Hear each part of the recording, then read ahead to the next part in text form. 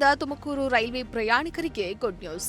ತುಮಕೂರು ಜನರ ಬಹುದಿನದ ಬೇಡಿಕೆಯಾಗಿದ್ದ ತುಮಕೂರು ಯಶವಂತಪುರ ನಡುವಿನ ಮೆಮು ರೈಲು ಸಂಚಾರಕ್ಕೆ ಇಂದು ತುಮಕೂರು ರೈಲ್ವೆ ನಿಲ್ದಾಣದಲ್ಲಿ ರಾಜ್ಯ ರೈಲ್ವೆ ಹಾಗೂ ಜಲಶಕ್ತಿ ಸಚಿವರಾದ ವಿ ಸೋಮಣ್ಣರವರ ಕಡೆಯಿಂದ ಹಸಿರು ನಿಶಾನೆ ಸಿಕ್ಕಿದೆ.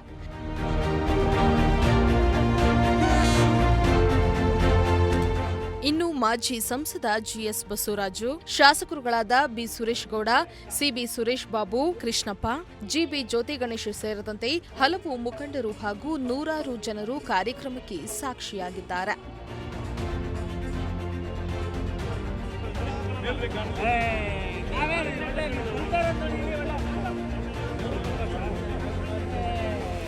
ಮೆಮು ರೈಲಿಗೆ ಹಸಿರು ನಿಶಾನೆ ಕಾರ್ಯಕ್ರಮ ಉದ್ದೇಶಿಸಿ ಮಾತನಾಡಿದ ಕೇಂದ್ರ ಸಚಿವ ತುಮಕೂರು ಸಂಸದ ವಿ ಸೋಮಣ್ಣ, ನಾನು ತುಮಕೂರು ಜನರ ಋಣ ತೀರಿಸಲು ಬಂದಿದ್ದೇನೆ.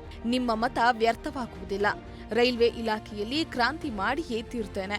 ಇನ್ನೊಂದು ವರ್ಷದಲ್ಲಿ ತುಮಕೂರು ರಾಯದುರ್ಗ, ತುಮಕೂರು ದಾವಣಗೆರೆ ರೈಲ್ವೆ ಮಾರ್ಗವು ಪ್ರಧಾನಿ ನರೇಂದ್ರ ಮೋದಿರವರ ಕಡೆಯಿಂದ ಉದ್ಘಾಟನೆ ಮಾಡಿಸಿಯೇ ತೀರ್ತೇನೆ ಎಂದು ತಿಳಿಸಿದರು.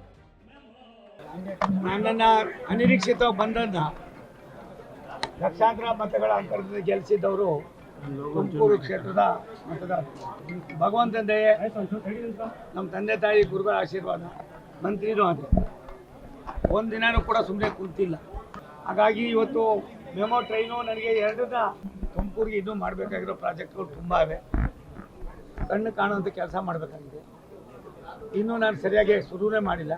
ಇನ್ನೊಂದು 6 ತಿಂಗಳಲ್ಲಿ 2-3 ಒಳ್ಳೊಳ್ಳೆ ಪ್ರಾಜೆಕ್ಟ್ಗಳನ್ನು ತುಮಕೂರಿಗೆ ತರ್ತಾ ಇದ್ದೀನಿ. ತುಮಕೂರನ್ನು ನಾವು ನೀವೆಲ್ಲ ಸೇರಿ ಹೊಸ ತುಮಕೂರನ್ನಾಗಿ ಮಾಡೋಣ. ಎಷ್ಟೆಷ್ಟು ಸಾಧ್ಯನೋ ಅಭಿವೃದ್ಧಿ ಮಾಡೋಕ್ಕೆ ನಾವೆಲ್ಲ ಕೂಡ ಕೈ ಜೋಡಿಸೋಣ. ತುಮಕೂರಿನಿಂದ ಬೆಂಗಳೂರಿಗೆ ನಿತ್ಯವೂ ಸಾವಿರಾರು ಪ್ರಯಾಣಿಕರು ಸಂಚರಿಸುತ್ತಾರೆ.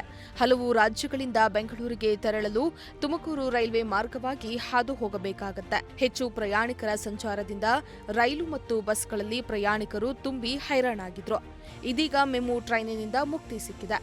ರೈಲು ಸಂಖ್ಯೆ 06201 ಮೆಮು ರೈಲು ಭಾನುವಾರ ಹೊರತುಪಡಿಸಿ ಎಲ್ಲ ದಿನಗಳು ಕಾರ್ಯನಿರ್ವಹಿಸುತ್ತೆ. ಕ್ಯಾಮರಾಮ್ಯಾನ್ ಸಂಜಯ್ ಜೊತೆ ದೀಪಕ್, ಪ್ರಜಾಶಕ್ತಿ ಟಿವಿ, ತುಮಕೂರು.